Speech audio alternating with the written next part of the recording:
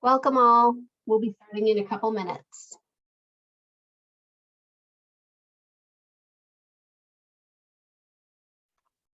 Denise, do you want to take it back to the first slide and let I'm it sit sorry. there? Oh, no, you're good. Perfect.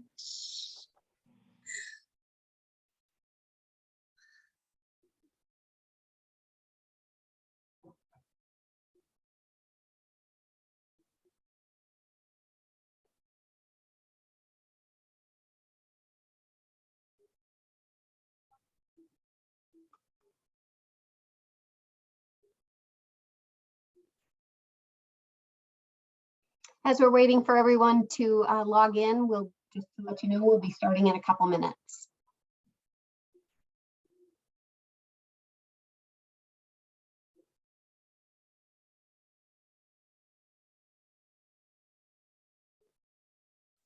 We'll wait just another minute or two.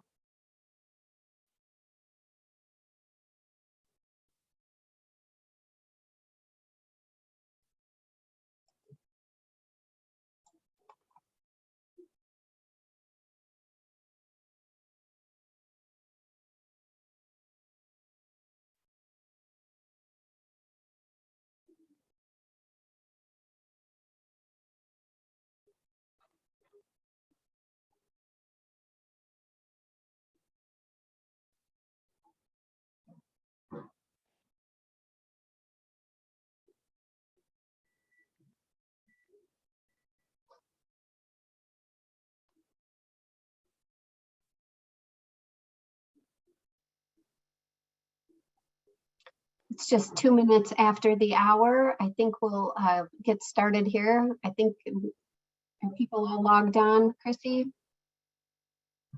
Yes, we have about 50 people on, so we are good to get started. Great. Well, welcome everyone. My name is Amy Strom, and I am the new Director of Client Success here at NPACT. I'd like to kick off today's event by saying welcome and thank you so much for joining us. We are thrilled to have you all here to help launch our new customer-driven and focused educational series, Let's Talk Solutions. The goal of our Let's Talk Solutions is to support our customers with additional training, thought leadership, and tools for using our products in the most effective manner. On the second Wednesday of each month, we'll be presenting on various products, topics, and modules. Today, we start our series focused on the scholarship module. Before I introduce you to our speakers, I want to let you know that we are recording today's webinar, and we will share access to the recording in a post-event email. Please feel free to share that link with anyone within your organization who is interested and was not able to join us today. Now we can move to the next slide. I'd like to introduce today's speakers. Denise Gonzalez, our Director of Implementation Quality, will be taking us through the scholarship module. We also have Kate Kemme, our Vice President of Client Operations, who will be moderating today's presentation. As Kate will mention, we'd love to for today to be interactive and engaging, and I look forward to learning and collaborating with you all. Kate, take it away. Thank you, Amy. And again, welcome everybody. We really appreciate you taking the time out of your busy day to join us. We're excited to dig into scholarships, but before we dive into all the great content that Denise is going to share, I just kind of want to go over a few housekeeping items. Our team will be monitoring the Q&A throughout the webinar. So if you have questions, please feel free to post them in there. We will try to answer as many as we can in real time, but we'll save others for the end. So if more questions that are focused on clarity of what we're navigating or what we're walking through, we'll answer in real time. And then, things that have more to do with a little bit more in-depth, we will save for the end. Just to kind of give the team some awareness, we understand that the scholarship module is a piece of innovation that we're working through within our product and development team. I believe we've got this rolling forward in Q2 to kind of do some upgrades and to the interface and also the functionality. In its current state, we understand that it takes several clicks and navigation to accomplish certain tasks. So again, those improvements to the module that we are going to focus on from kind of a business objective standpoint are to streamline the workflows and create efficiencies within the product based on some user feedback that we've that we've received and that we hope to continue to keep central in terms of how we position ourselves going forward. So let's kick off today's scholarship training module with a polling question, just kind of looking for some feedback from our audience around use of the current scholarship module.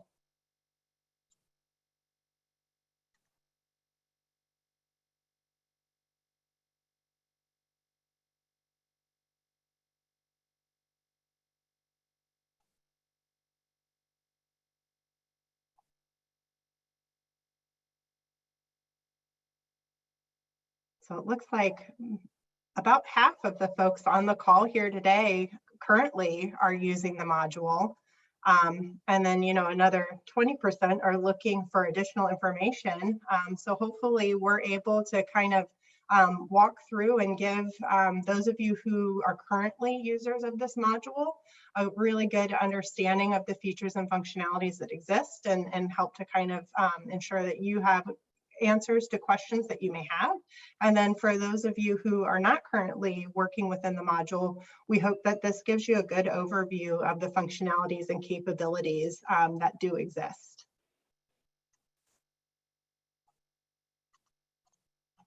So with that, appreciate you guys providing that feedback. I will go ahead and kick it over to Denise. Without delay, we'll dig right into our scholarship module. Hi, good morning. I'm Denise Gonzalez. I am the Director of Implementation Quality, and today we're going to go over some of the features that we have in the scholarship module, and we're going to focus today on common applications, looking at how do you set up criteria, how do you set up addendums, and then sort of creating your application and mapping the criteria in the system. Then we're also going to be looking at reviews and scoring applications and custom rubrics. And then we'll have a question and answer session afterwards where you can ask any questions that you might have. But as Kate mentioned, if you have questions during the presentation, you can put that in the chat. So I first want to say a big thank you to the San Diego Foundation, who is allowing us to showcase their Common Scholarship application and their module for this presentation. The foundation awarded about a little over 1,000 scholarships last year and gave out about $3.4 million in scholarships. So when we go over the key features in the scholarship module, I have these different slides. I'm going to show you some different screenshots of different parts of the module, but then we will go right directly into the system, and I'll show you a little bit more information. So one thing that I just want to immediately just point out is that there is an easy view of scholarships awarded per fiscal year. So if you look down here on my screen, you'll see where you can, if you put the fiscal year every year, it'll aggregate per fiscal year what the amount is given for that year. If you use the default setting, which I know a lot of you have used that default setting, it kind of aggregates all the years together and puts it in one bucket. So this is kind of a nice way to organize and to understand what you're giving out every year. On the actual scholarship record, you can see on the fund record, you can see a list of everybody who has applied over the years. It aggregates all of those names for you. So if you have to go back and look up a scholar or look to see, how many people have applied for a different scholarship, and then versus whether or not they got it or not, you could pull that instantly from the scholarship fund. We also have the ability for you to track different budgets for every year. So if you know a scholarship is only going to give out $10,000 one year, and you know that the awards can be anywhere from 500 to 1,000 in a school year, you can track that kind of information, and it just makes processing a lot easier if you're able to do that by the fund. And then we also, it's been interesting just talking to some of our clients. A lot of clients don't realize that you can go back and reevaluate some of the students on the fund if you feel like their circumstances have changed and you have the opportunity to reopen, decline, or remove them from the fund. And so you can do that on the fund level as well. The other nice thing about it, and we'll go through criteria, is when you have a lot of criteria set up on your fund, it helps to prevent people from applying for scholarships that they may not qualify for. And we'll go into that into depth in a little while. Some of the other features that we have, and we want to point this out, is you can have unlimited applicants to scholarship in the scholarship module and in Spectrum NXT. You also have the ability to keep applicants in GE NXT and push awardees to your CRM. So that's an important note to just take down, is a lot of people struggle. They're like, well, you know, we have all these applicants that come in, and you could have like 3,000 applicants that come into your system and apply for a scholarship, but not every one of those applicants will be awarded. So we have the ability to, I call it housing or keeping the scholarship applicants in GE in that database and only moving the awardees over into Raiser's Edge. We also have the ability to do third-party references and recommendations. And then you can do online renewals, acceptance, and due diligence from any awardees. A lot of you may know of this, we call it supplemental pages. And then you can do a lot of need-based scholarships, or some people call them gap scholarships, or basically awarding the students based on their need and not necessarily on a set amount. I have on my screen right now a screenshot of an institution. This is something that we've had for a long time. Some people use this, but if you give need-based scholarships or gap scholarships, you can actually keep track of what the approximate cost it is to attend a specific school. So we want to talk about a lot of the common scholarship application, but we also want to just let you know that you have the ability to have as many scholarship applications up as you need. You can customize any application per fund, and you can have numerous scholarship applications up at one time. We can attract, and what's great about the module is you're able to track awardees by the school, the fund, even criteria. And we do have the ability for you to create custom rubrics and multi-rounds of scoring. We basically have 3 rounds of scoring for you to use, and that scoring can be based on like something simple like yes, no, or it can be aggregate, you know, percentages or points based on a rubric that you might have. We also have batch processing, which is basically the ability to process a whole bunch of applications per fund at one time instead of one by one. We talked a little bit about in the previous slide about references and third-party recommendations, but I just want to highlight that the applicant has a lot of control over the being able to send reminders to their email by email to their references and recommenders. And also the recommender gets a nice email, and basically they don't have to be logged into the system or have an account with Spectrum NXT. They basically get a URL code where they can click on that, either upload a recommendation or fill out information about an applicant. We're going to go over the common application and why that is a cool feature and why a lot of people should be using that. So we have the ability to create one application that can match to unlimited number of funds. So we currently are helping the San Diego Foundation basically get their scholarship module up. And they have 144 funds that we have put in the criteria. We have set up on a common application, and we're going to take a look at how that works. When you have one application, it really reduces the administrative time for managing multiple applications. So turning them on and off and processing. If you have one scholarship application, it's just much easier to handle, especially a large volume of applicants. You also want to make it easier for the students, and we know the parents are the ones filling out a lot of these applications. So instead of having to fill out multiple applications for different scholarships, it's much easier for these applicants to come in, fill out one set of information, and then be able to match to a bunch of different funds.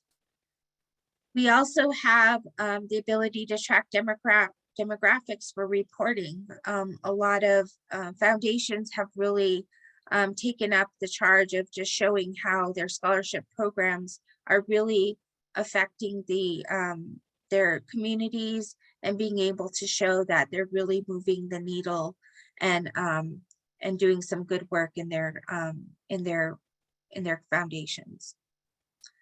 We're also going to look at the reviews. So I mentioned we have the ability to do custom rubrics. You can have unlimited amount of reviews. You have 3 rounds of scoring that you can do. So you can do an internal review and then maybe open it up for external reviewers to come into the portal and review the applications. And then you also have the ability to aggregate scores and comments. And then one feature that not very many people use, it seems like, but it is in the system, is the ability to administer scoring. So if you have a large number of applicants coming in, you're looking at scores, we actually have a feature in the system that helps you to go ahead and administer the scoring and kind of pick out the top 10 or top 5 for each one if you wanted to do that. Some tips on the Common Scholarship application is, I cannot emphasize this enough, is really organizing your criteria. Literally just put a spreadsheet up, put your funds on a spreadsheet, determine, what is the criteria for each of those scholarship funds, and what's the commonality among them? Is it GPA? Do they have to reside in a specific area? Do they have to go to a specific high school? Just really organizing and kind of preparing to put the information into the system.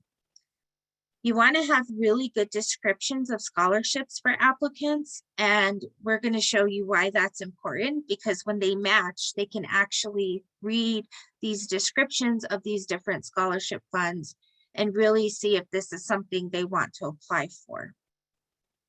The other tip that I have is really planning your workflows and thinking about your workflows. Is this a scholarship that's going to be renewable? Is it going to be a gap scholarship or need-based scholarship, where we're only going to give them, money that they actually need, not a full amount of, or a full payment? And then also around supplemental pages, thinking what types of things am I going to gather from my applicants after they apply? Am I going to have to get transcripts or get proof of enrollment and their hours? Is really thinking about what type of preparation you're going to need and what types of things you're going to need to get back from those applicants. The other thing we're going to go into is organizing your addendums. So addendums are just pages linked to the application, and then they're linked to the scholarship fund. And basically what that does is it allows you to gather more information.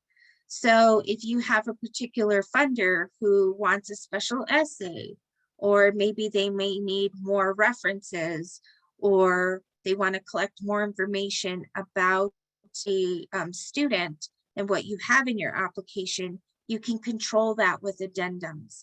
And so we'll talk about how those addendums work, how you can format them and basically put them onto your Common Scholarship application.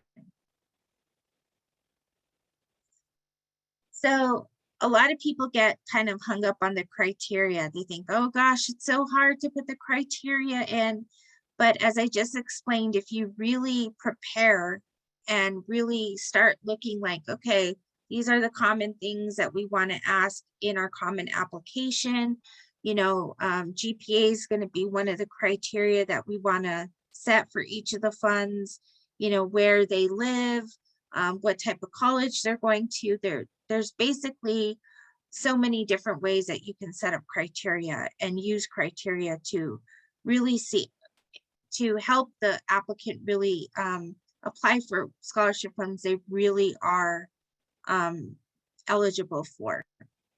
So the one thing that I tell people about criteria is you want to use characteristics as much as possible, even yes, no.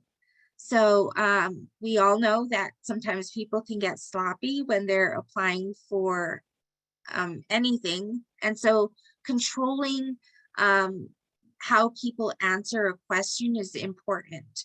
So I give this example, you know, if I'm a scholarship applicant and I live in New Mexico, you want to have, you know, force either, you know, the acronym NM, or you want to have it from a drop down so that somebody can't just put like, you know, misspell new or just accidentally put Mexico or something. So when you use characteristics, you kind of force people to answer questions, and it's easier to map that criteria. And so as much as possible, we encourage people to use characteristics because that really in the back end helps filter out the eligibility for those applicants. You set up the criteria in the config profiles scholarship application. Sometimes people get stuck on that, like where exactly do I put the criteria? How do I set my criteria? We'll look at that today, but I just wanted to have on this PowerPoint exactly where you set up criteria. We want to use parentheses for grouping. So the example I have on the screen is the applicant could either be one of two US type citizens. And so you'll notice that I have a parentheses to group that, and I have an or statement that's basically saying this applicant can be a US citizen, born or naturalized. And then over here on the screen, you can also see the profile, and this is where we set up the criteria. This is in that scholarship application area. Once you get all your criteria set, you're going to create your application, and then you're going to map the criteria to your application. So on my screen, I have a really good example of, you know, the name of the field, what the prompt looks like, what page of the application it is on, and then actually setting that matching criteria. So when somebody puts in the zip code, and there might be criteria in the back, like only applicants from a certain zip code would qualify. You can see where I have put that matching criteria field name there. That's how the application works, is it basically goes in and it filters on those different questions. I want you to also see that you can use the same criteria for multiple fields. So if you notice, I have GPA right here. So you might ask, you know, what's your high school, you know, GPA, and what's your college GPA? You can use the same criteria for multiple funds or multiple fields. So I'm going to go, I'm going to ask a quick question. And that is, how many scholarships does your organization process in a year?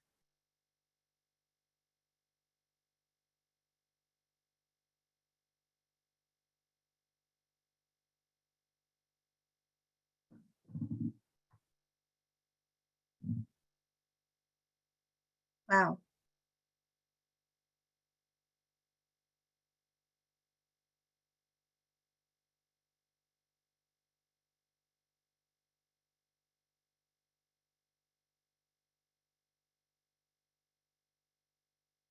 So that is a large number. I see that like 25% of the people on this presentation do 1,000 plus. That's phenomenal amount of scholarships.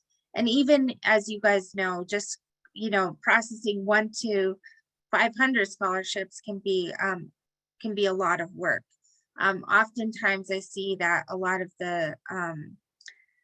our clients have like 1 or 2 people running these huge scholarship departments, and we all know that that's usually a lot of work. It requires a lot of due diligence and a lot of feedback back from your fund holders, your students, and the schools.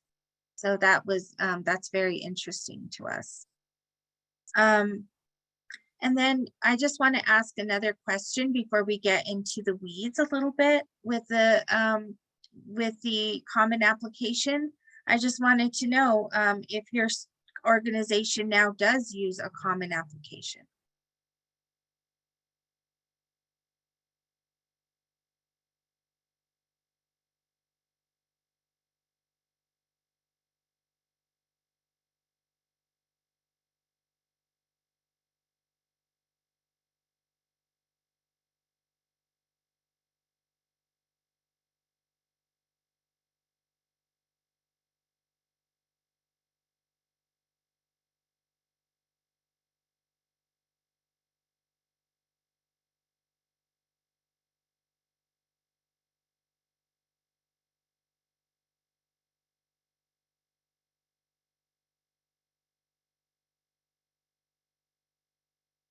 That's awesome. So it looks like we have quite a number of people who are using the common application and taking advantage of that feature. The people who are not using the common application, we hope that this might change your mind or help you figure out a way where you can consolidate your applications into one. So from here, what I'm going to do is I am going to go right into the system, and we're going to look at some different things in the San Diego Foundation. I have an actual application up where we're going to look at what an application typically looks like. So we have one of the first page here is just the rules for applying. We gather contact information. I just want you to be aware that a lot of this can be things that are pulling from that criteria. So one of the criteria that we have on this application is the residency. And so if you notice, we are really intentional and are using those characteristics because we want to force people to answer a question in a uniform way. Same thing with like by using the required field, these stars here is when you put the required field, it forces people to fill out a specific question, and then it forces that criteria in the back end to be working. You can have a demographics page, and again, this is criteria, based on citizenship. You might have very specific criteria around, if a student is a foster, has ever been in the foster system, based on nationality, if they're a first-generation student, or if there's been military service in their family. There's all different types of ways to really force somebody to look at criteria and to answer questions that are based on the criteria. The academics is just as important. A lot of funds and fund holders may want to only support people going to specific colleges or coming from specific high school districts. This is another example where, you could put different high schools in the system and have them select that, and same thing with school districts. And also, almost every scholarship fund really wants to look at people's GPA. And so you can have different GPAs in there. You can have weighted, unweighted, that type of information in there. And then you want to get an idea of where people are going to go. And again, this is more criteria that you can have. Are they going to be full-time or part-time? Are they going to be going to a technical school or a four-year college? So this is just some examples of different questions that you can ask and really use criteria to strengthen the application and make sure that applicants are applying for funds that they're really eligible for. So I'm just taking you through this to just show you also the different types of fields that we have. You can have them upload copies of financial forms or their transcripts, that type of stuff. We have yes, no questions. We obviously have tons of drop downs in here. And then we also have the ability to put essays or more information about themselves on here. Things like extracurricular activities can be put on there. And then we have on this work experience where it actually aggregates how much work or that they are doing. We actually have it sum up all of the hours for your reviewers to look at. And same thing with community service. It aggregates all the different community services and puts down all the hours in one area.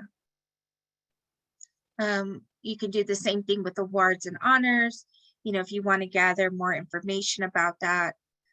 And then essays are important. And one thing with the essay is you can have these different, questions on there. The applicant can always expand these fields, and so can the reviewers. So a lot of people don't realize that you can do that on these applications, but I'm just showing you how they work. And it's really nice because they can see their work, and then you can put character and word counts on the application as well. I'm going to go right now. So this is a person who's filled out an application, a student, and we're going to see how it matches to funds. So they filled out their application, they get to the last part of the application or the last tab of the application, and they can click match to funds. So when they match to funds, what happens is the system is thinking in the back end, and it's looking at that criteria, and it's determining out of those 144 funds, what does this person really qualify for? What are they eligible for? So let's let that run, and then it's going to pull up a list. And there is our list of funds that that student matched to. So when I said, you got to make sure that these descriptions are really descriptive and tell the story, maybe how they can keep the scholarship if it's renewable, what do they have to do? But it basically gives them the opportunity to read the different descriptions of the funds and then decide from there what they want to apply for. Once they decide that they're going to apply for very specific funds, they can go in and check mark which ones they want, and then they can basically, from there, they can submit their application. So when they submit their application, once they click that button, it's basically going to submit those, and then it'll pop up some alerts for them and say, oh, on this fund, we need a little bit more information. Can you fill out this addendum? So that is how the scholarship application works with the criteria. And then once they submit it, it basically pops up the addendums for them to fill out. I'm going to go into the actual scholarship module now, and we're just going to take a look at how some of this stuff is set up and what it looks like. So the first thing that I want to take you through is under config profiles, we're going to go to scholarship application. This is really where you set up your criteria. And you'll notice that the type of fields that I use are those characteristics, because I'm controlling how they're answering those questions. So this is really where you set up your criteria in the system here under that module. Once you're finished there, then you want to go into your scholarship funds and you want to actually set up the criteria there.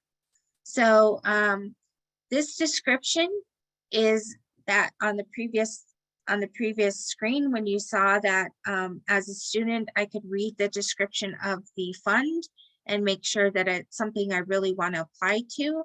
This is where that description pulls from. It actually pulls from here. Under the criteria area is where you can see where the criteria is mapped out. And so again, you'll notice that I have parentheses around different values. And then to add criteria, you can just come here. You can basically select the criteria you want to put on a fund, and then make sure that you put your operator is going to be equal to something like or not like. And then the values especially are going to pull in from the criteria that you just put in the characteristics. You'll notice also that I have and or statements. So in this case, this person has to be going to a four-year public college. They have to reside in San Diego County. They have to be entering as a four-year college student, and they have to go to a specific college actually, and they have to have a GPA of a certain amount, and they also have to be going into a science, technology, or engineering field. And then again, they have to be a US citizen, naturalized, or from the US. So that's the criteria. Once you get the criteria in the system, then you basically come to the web application, and this is where you're going to map it. So again, I'm going to go into the edit fields here, and I see my prompts, I see the page that I'm working on, and then this is where I'm putting the matching criteria field name. Just by clicking in here, you would actually be able to put the criteria and pull it down, and it gives you those values from the criteria page. So that's just kind of a quick look at how criteria gets set up in the system and in the order that it needs to be done. And then I just want to talk about addendums. Addendums are basically it's just a page in an application. So you just basically create a page, you call it what you want to call it, you put it, this is very important, you put it in the actual application first, and you make sure that it says addendum, that's the page type that it is going to be. You say addendum. Once you have that addendum, then you can go into the actual scholarship fund and you can add that addendum in the defaults by clicking here and then selecting that addendum. So I think that's sometimes a little bit confusing. They're like, well, I've created a page, but I don't see it. It doesn't show up in my list of addendums. It's because you have to actually add it to the application first, and then come in and add it to over here. Some other things I just wanted to show you real quickly was with the institutions. So I showed you this earlier where you can bring in institutions into your scholarship module, and then you can keep budgets. You also can just see, you know, how much you've given to an institution over years if you're mapping and adding the budgets, the years on there. So if you want to see how much did we give to Princeton University in 2022, as long as I add that new fiscal year, it'll actually aggregate that information for you. The other thing I just wanted to give you a quick gander at is looking at the scholarship batches. So a lot of people, you know, if you've trained with me and you see is I've shown you how to basically use workflows to come in and create a scholarship batch, but this is a great way also to basically enter in and grab a whole bunch of applications, assign them to a specific fund, budget them, and award them all at one time. And then you can go ahead and generate your correspondence. You can mark off workflows here, and then you can recheck eligibility as well.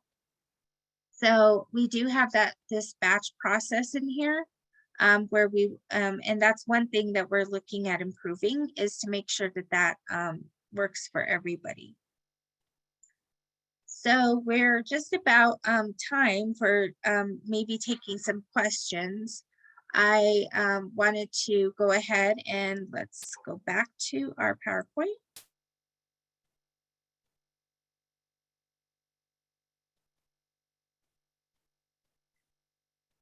And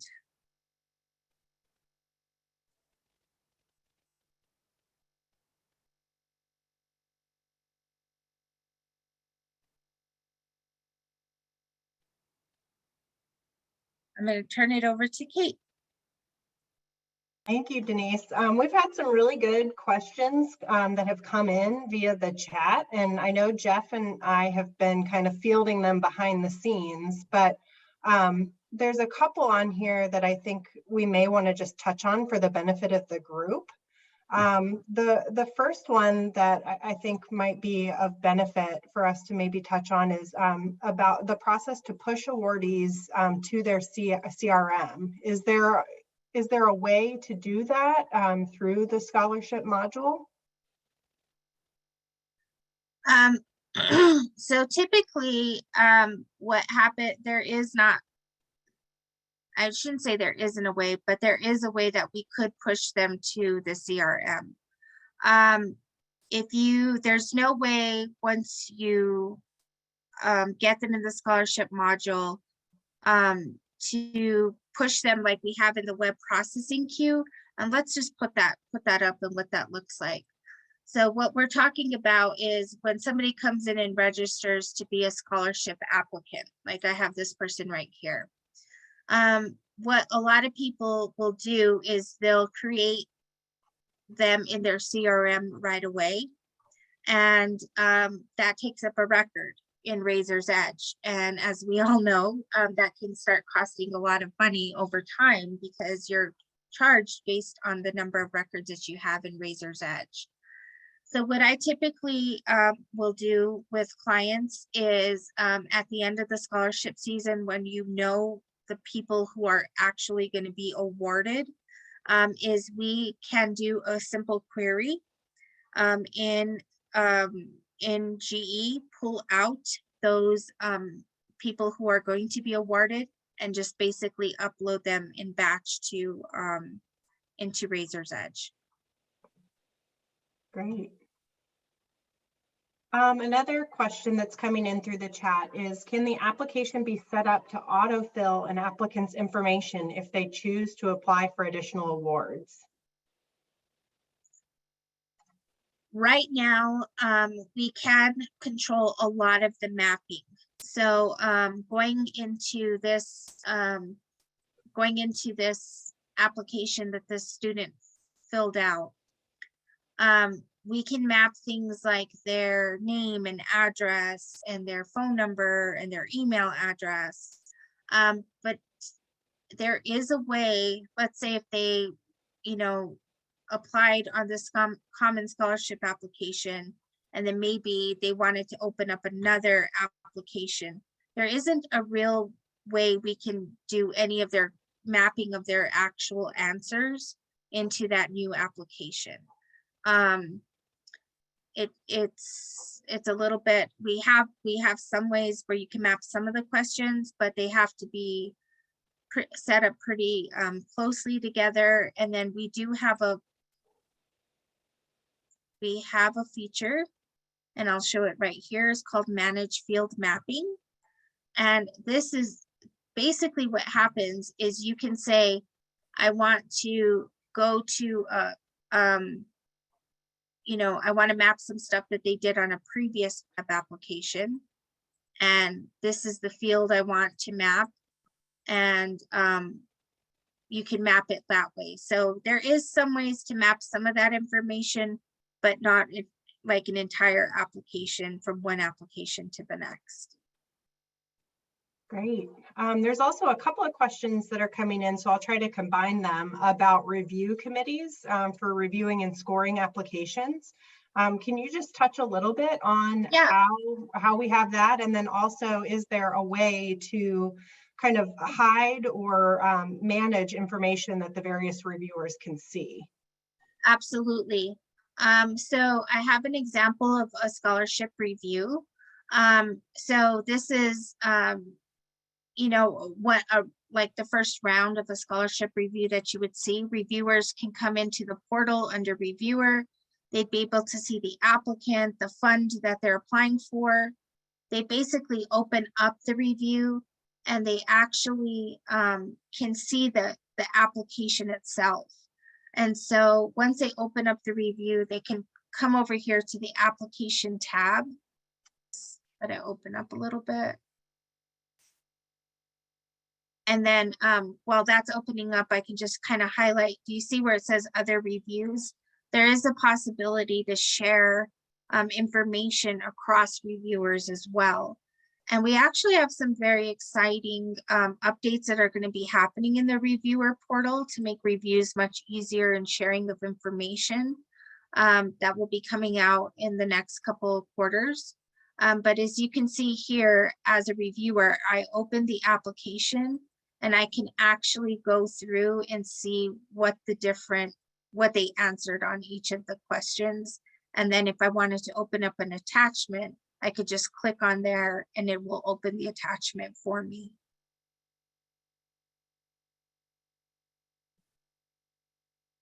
Great, thank you, Denise. Looks like Jeff is fielding one last question, but are there any other questions that the panel would want to submit for us to have Denise go over or to touch on in more depth or detail? Kind of one last call for questions. I can show you another thing since we have a little bit of time. One of the things that we've tried to do in every single client's system is put in a new basic criteria query where you can pull up all the criteria and kind of examine it at one time. So that's one thing we've done is we've put in everybody should have a common query for criteria, scholarship criteria. Another thing I can show you that I think is really interesting on the fund itself is where you put that budget. Some of you might say, well, where can we put the budget? Like how much that you're going to give out for that fund, what the minimum award is, that type of information. You can do it here. A lot of people don't realize that's kind of a hidden field, if you will. You have to know to click there. So that's another feature that we have.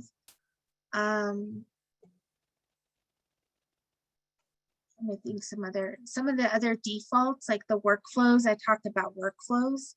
It's super important to have really good workflows. Every scholarship fund should always have a workflow. Every scholarship fund, because that's how you can create the awards and then basically grab supplementals as well.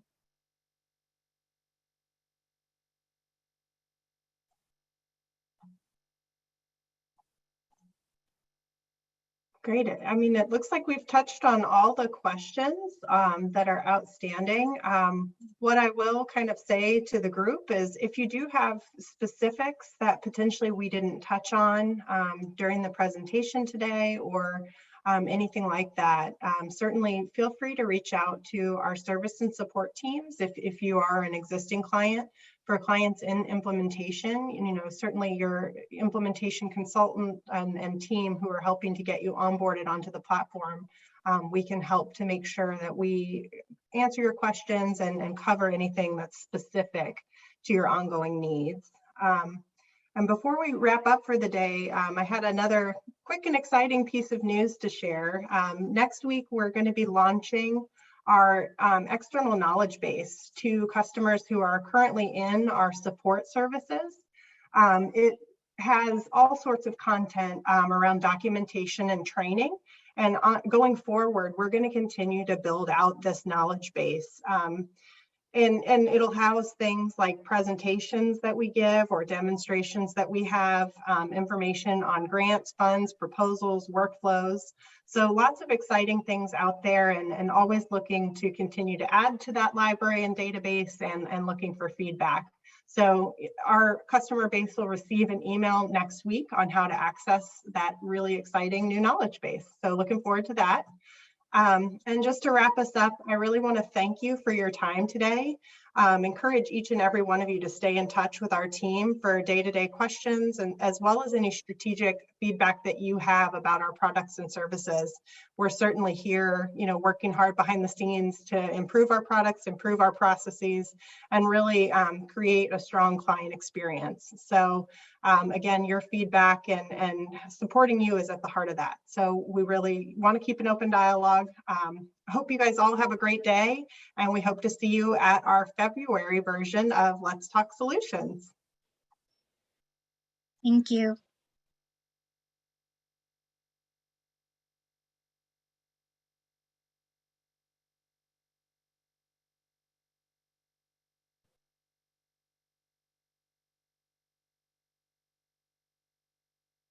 You guys want to hang on for 1 second? Yeah. Give me 1 moment.